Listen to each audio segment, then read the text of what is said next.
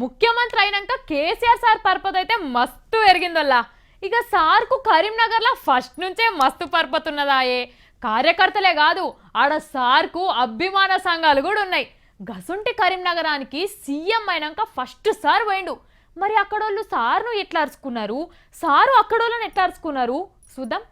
అరే రే కేసీఆర్ సార్ కరీంనగర్లో అడుగు పెట్టిండో లేదో పబ్లిక్ పండుగ చేసుకున్నారు. ముఖ్యమంత్రి అవతారం ఎత్తినాక ఫస్ట్ సారి కరీంనగర్లోకి వచ్చిండు కదా. ఇక నిన్న మొన్నటి దాకా మన నడమనే ఉండి లడాయి చేసిన చంద్రశేఖరుడు ముఖ్యమంత్రి అయ్యి వస్తున్నాడంటే మురువరా పబ్లిక్. అగో అందుకే సార్ వస్తుంటే తువ్వపొంటి గంటల కమానం తొంగి చూసిండ్రు జనం. అమ్మలక్కలు మంగళారతులల్లా ఒత్తులు పెద్దగేసుకొచ్చి రోడ్డు పొడుగుతా నిలబడ్డారు. దిష్టి తీసి బొట్లు పెట్టిండ్రు. డోల్ దెబ్బలైతే మూత మోగినాయి అనుకోరాదు. వేల మంది జనం జైజైలు కొడుతుంటే నా సామిరంగా తెలంగాణ సింహం నడిమిట్లకి నడిచొచ్చింది. ఏడా చూసినా కేసీఆర్ జిందాబాద్, వరదిల్లాలే, దయచూపాలే, మొత్తం ఇదే. ఇక రసమై బాలకిషన్ సార్ అయితే నీ బాంచన్ సారో మా జిల్లాకు వచ్చినందుకు కానీ కాళ్ళ మీదనే పడ్డాడు.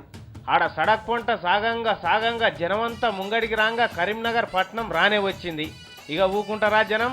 చెయ్యిలూపుడు, దండాలు పెట్టుడు, దర్శనం చేసుకున్నాడు ఒక్క కథ కాదు, ఒక్క లెక్క కాదు. ఇక ఈడ చూడు సంతోషంతో కత్తే పట్టించిర్రు. ఇక అట్లనే ఈగుకుంటా మంజిలకెళ్ళి ఇంకో తానికి పోయిండు. ఆడ ఓ శిలాపలకం మీద బట్ట గుంజిండు. ఇక చూడు కరీంనగర్ సిటీ రినోవేషన్ అట. అయితే ఈడ ఇంకో గమ్మతి కేసీఆర్ అనే అక్షరాలతో ఉన్నది ఇది కదా, గమ్మతి కాదు. ఇక ఇది అయిపోగానే సమీక్షా మీటింగ్ కాడికి పోయిండు. అధికారులందరినీ పిలిచిండ్రు. చెప్పుండ్రి కరీంనగర్ ఎట్లా తయారు చేద్దాం, మనకు తక్లీఫ్లు ఏమున్నాయి, ఎన్ని పైసలు కావన్నో చెప్పుండ్రి, లెక్కలు తీయండ్రి అని అడిగిండట. ఇక ఆడ ఆఫీసర్లు ఉన్న కాడికి లెక్కలు పటా అప్పచెప్పిండ్రట. అన్ని అరుచుకున్నాడు. ఇక వరాల వాన గురుసుడే ఆల్చం ఉన్నది జనం మీద.